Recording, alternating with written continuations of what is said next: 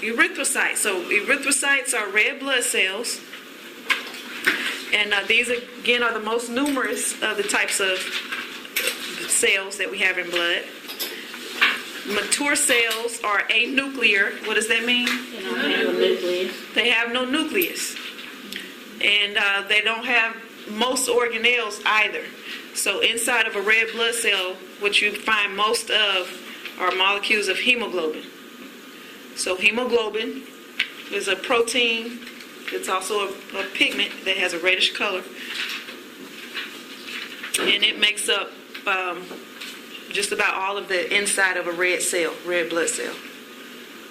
Okay? So it must be pretty important. Hemoglobin, if it's just about the only thing you find inside of a red blood cell, there must have been a good reason to have it that way. So any idea what hemoglobin does? It contains iron, right? Something special about that iron.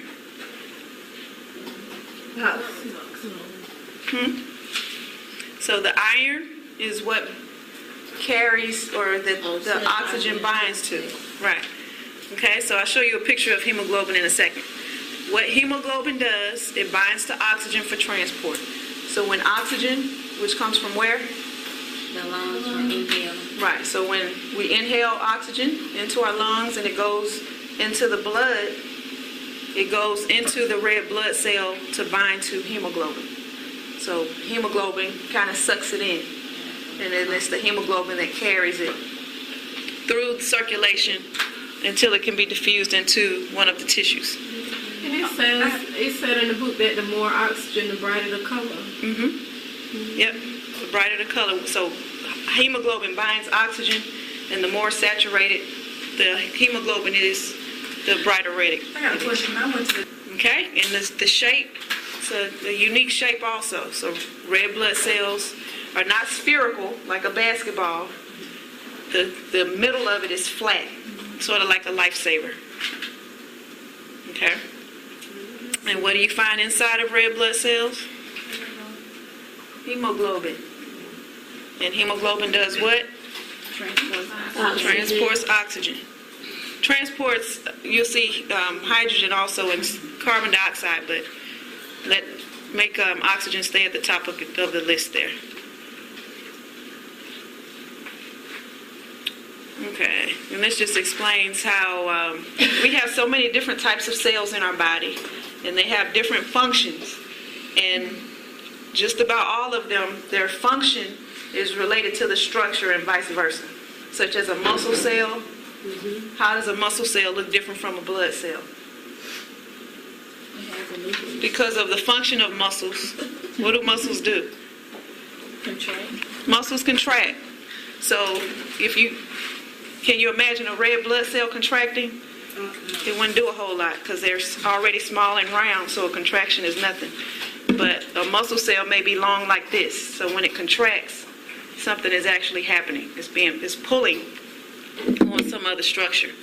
So red blood cells, their structure being flat in the center allows oxygen to easily diffuse in and out of the cell. You can imagine if a red blood cell was round, well, if you had oxygen way in here, it wouldn't easily diffuse in and out. So the membranes are close together so that the transfer or diffusion of oxygen is easier. Okay, biconcave shape. Erythrocytes are more than 97% hemoglobin. So that hemoglobin fills up the inside of the red blood cell. So that explains why there's no nucleus. You want as many hemoglobin molecules as you can get in there. Okay? ATP is generated anaerobically in the cell. So you may think, okay, how does a cell function if it doesn't have mitochondria, for example, or not many of them? Right, so ATP is still generated inside of the red blood cell, but the cell doesn't need as much ATP because it's just carrying the oxygen and not carrying out a bunch of chemical reactions in the process. All right.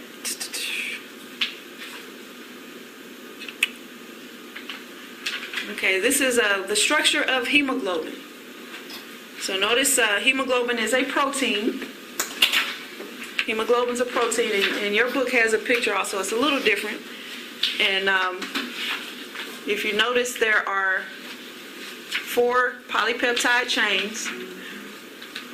And each of those polypeptide chains has what's called a heme group in the center. So this is a heme group. And the heme group has Fe, which is iron, in the center.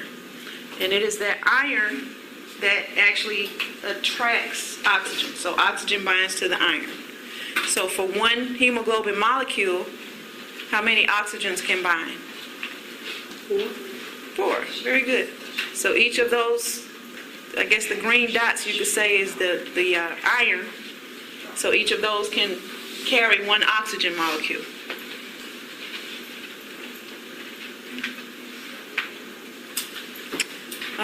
Adult versus fetal hemoglobin. We'll get to that later. Any questions so far? Okay, hematocrit. What is hematocrit again? Packed cell volume. It's the percent of blood that is a red blood cell. Percentage of blood that is of red blood cells, right. So erythrocytes and hemoglobin. If I were to ask you on the test, what is the function of a red blood cell? To carry oxygen. Carry oxygen. Don't get mad. You look mad.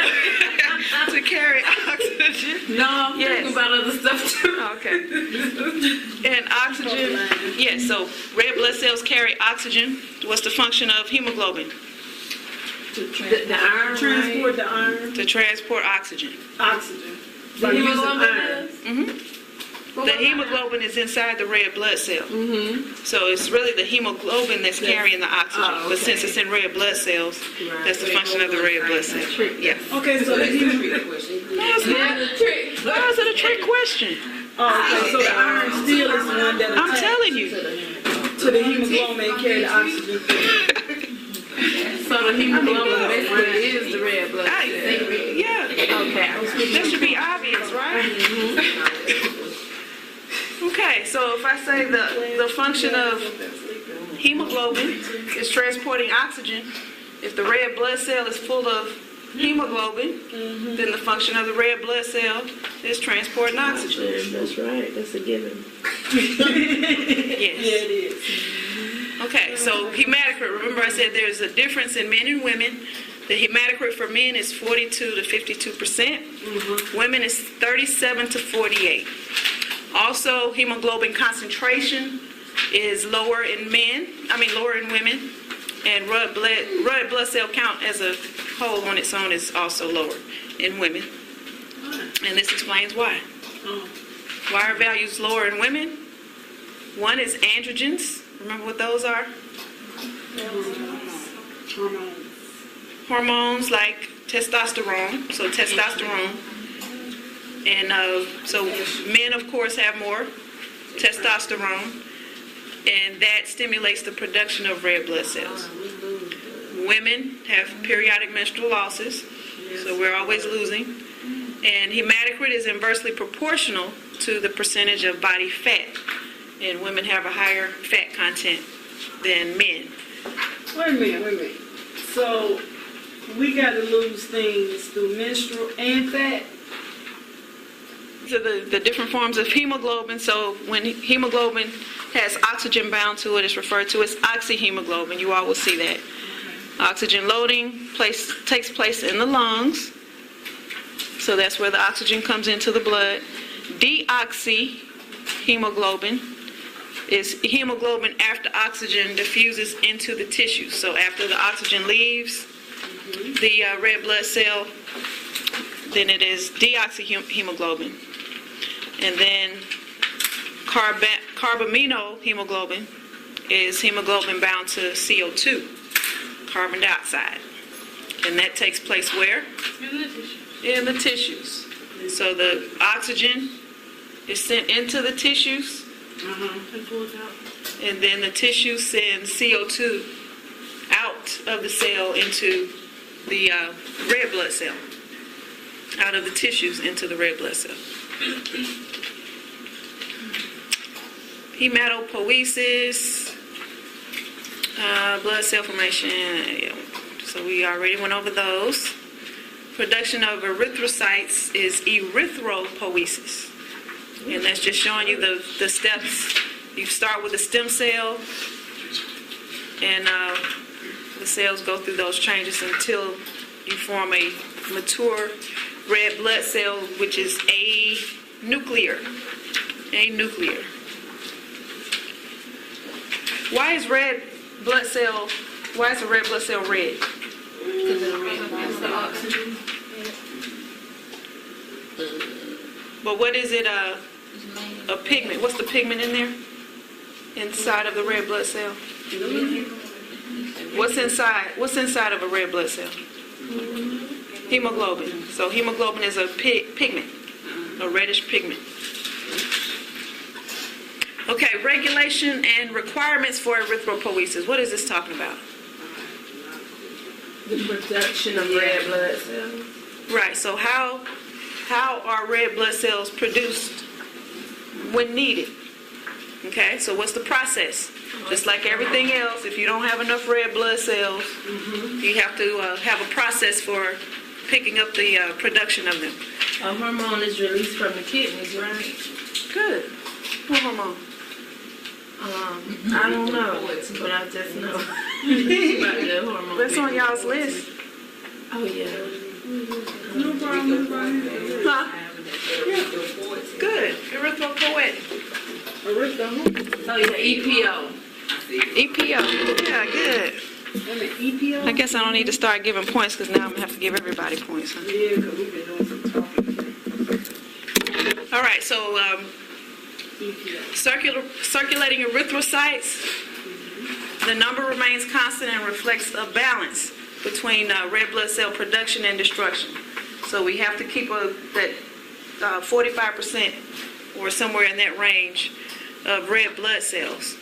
Why? Too few red blood cells leads to tissue hypoxia. That works for me. What's that mean?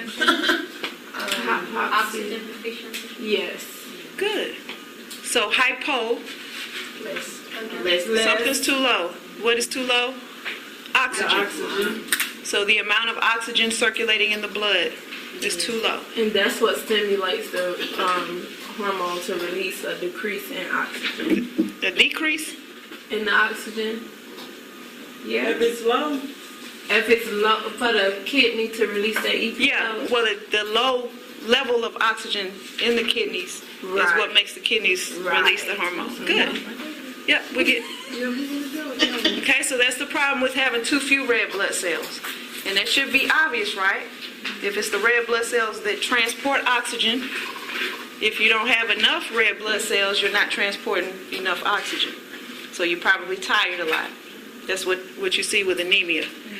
Too many red blood cells causes undesirable blood viscosity. What's that word? Thickness. Yeah, the thickness of the blood. Thickness of blood. So we know blood is thicker than water, right? that's what they say. That's what they say. It's true. It is It true. is true. Dr. Wilson, wouldn't that still make you tired of it? What? The blood cells can clump easily, form clots easily. Yeah. Erythropoiesis is hormonally controlled and depends on adequate supplies of iron. So if you have an iron deficiency, you're probably not getting the adequate circulation of oxygen that you need. Amino acids are necessary. Why would amino acids be necessary? Because hemoglobin is a protein. Proteins are made of amino acids. So you need those components. And the process of mitosis requires B vitamins. Yes. Yes. Yes, B12. B12. There you Yes, go. baby. Hormonal control of EPO. And this is what you all were talking about earlier. EPO, remember, is erythropoietin. Released by the kidneys is triggered by Okay, so let's say for some reason your red blood cell count is low. Hypoxia due to a decrease in red blood cells. So anytime there is hypoxia, which again means what? Low oxygen. Low oxygen The blood. in the blood. The blood is not circulating oxygen efficiently. So there has to be something to detect that, right? What is detecting that? The kidneys. So the kidneys, just like any other tissues, are receiving constant blood, but the kidneys can detect that it's not enough oxygen in that blood. So what the kidneys will do then is to release EPO. And EPO, erythropoietin, is a hormone that causes an increase in the production of red blood cells. Okay, so if there's a decrease in oxygen availability, this also stimulates the production of EPO. So there is a chance that you can have enough red blood cells, but the kidneys start releasing EPO anyway. Why is that? Because all the kidneys know is that the kidneys are not getting enough oxygen. They assume it's because there's not enough what? Red blood cells. That's all they know. Not enough oxygen, need more red blood cells. So the red blood cells could be there. It's just that they're not loading oxygen properly. So if you're in a high elevation. Exactly. So that's what happens in high altitude. The air is thin, so oxygen is not coming in to the lungs and into the blood as it normally would. And for a while, you don't have as much oxygen, but you're going to start producing more red blood cells as a result. Okay? Also, increased tissue demand for oxygen. What if you haven't exercised in 2 or 3 years, and now you start to exercise? So because so you'll be out of breath, and your muscles are not used to that. They're going to use that oxygen up. And so for that reason, the kidneys are not going to get adequate oxygen. So they're going to start to release EPO, which stimulates the production of more red blood cells. And that's... It takes a few days. It takes a few days for that to happen. But it's a good thing because when we exercise, we're now able to carry more oxygen. So we're not as tired. So if we're not exercising, you feel lethargic. Once you start exercising on a regular basis, that helps. It also helps the brain. I guess because you have blood circulation, more blood cells, more oxygen transport to the brain. Less clots to the brain. Well, there's only a certain amount that it helps. You may have to change your technique. Okay, enhanced erythropoiesis increases the red blood cell count in circulating blood and also the oxygen carrying ability of the blood. Okay, and that's just showing you the cycle. High altitude, low levels of O2, increase in exercise. So these are all conditions that will cause the stimulation of red blood cell production. Why would loss of lung tissue? So if a person has emphysema, what's going on there? So the lung tissue is not doing its job. And what's the job of the lungs? To bring oxygen to the blood. So if part of the lungs are not bringing in oxygen, then there's not enough oxygen getting into the blood. So that's going to cause the kidneys again to release EPO, which increases the red blood cell count. And it takes 3 to 4 days for the increase to occur. The only thing, this is a busy slide here. The main thing I want you all to get from this, so we know there's supposed to be a balance. The number of red blood cells we make every day is supposed to match the number of red blood cells we what? Lose or get rid of. So how do we get rid of red blood cells normally? That's what this is explaining. So normally in the spleen, as blood flows through there, the spleen has channels in which the red blood cells are lysed, which means torn or ripped apart. the membrane is broken down, and then the hemoglobin, you have the heme separated from the globin. And the thing I want you all to get from here is bilirubin. Bilirubin comes from the breakdown of red blood cells. Right, and so normally it's balanced because as we release the hemoglobin, the bilirubin is released into blood plasma, and then it's sent on to the kidneys, where the kidneys release it in urine, which was what makes urine yellow, the bilirubin. It's making too much. Drink some water. Okay, and so the liver also removes bilirubin and secretes it into bile, and we'll see that in the digestive tract. But what sometimes happens, you all mentioned jaundice. So jaundice just means that there's too much bilirubin circulating in the blood. So if there's a problem with the breakdown of red blood cells, say for some reason the spleen is breaking down too many, then you may see an elevated amount of bilirubin circulating in the blood. But the most common reason for that is the way the bilirubin is secreted from the liver. If there are ducts going from the liver that become blocked, then it's difficult to release from the blood, so it just continues to circulate in the blood. That's the most common reason. That could be with the liver. Helps in a way also with that. So if you don't have a spleen, you just your liver have to work. Okay, a couple more slides. Some erythrocyte disorders. You all should know this term here: polycythemia. Many. Polycythemia, cyte is the cell, blood, so too many red blood cells. And what's the problem there? There's not enough oxygen to get to. Notice this. So if a person's hematocrit is 80%, That's too much. wow, that's a lot. So it's normally around, the highest is around 50. 50. So this is almost double 54. red blood cells. So you can imagine what types of problems will occur. Blood clotting. Blood will clot very quickly. There's not enough oxygen to go around. Right. Well, because the blood is too thick. Six says when it's The C shape. Yeah, curve. right. It's not a normal shape. Too many too? Hmm?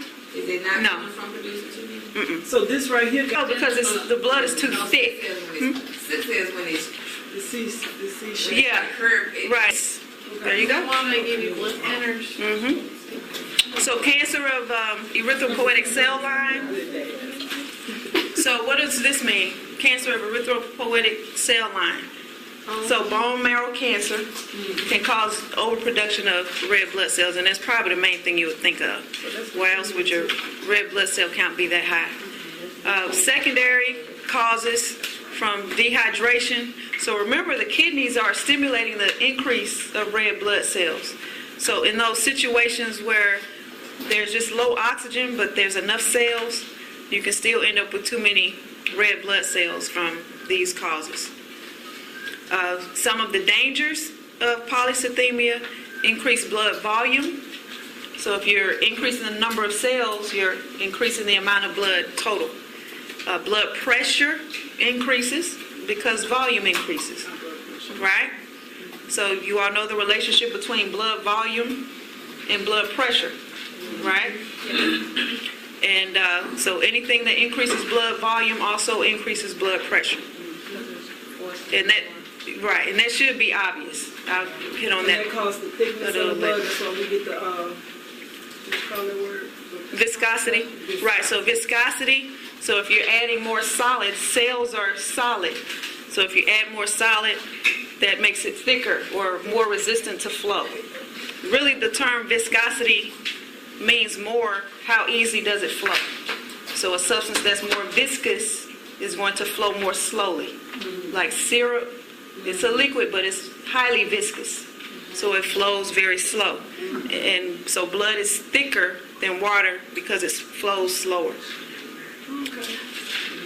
Now, and this is the main concern there. Embolism. What is an embolism? Blood clot. It's circulating. It's a blood clot. So an embolism is a blood clot that starts to travel in That's why I the say brain bloodstream. embolism, got to travel.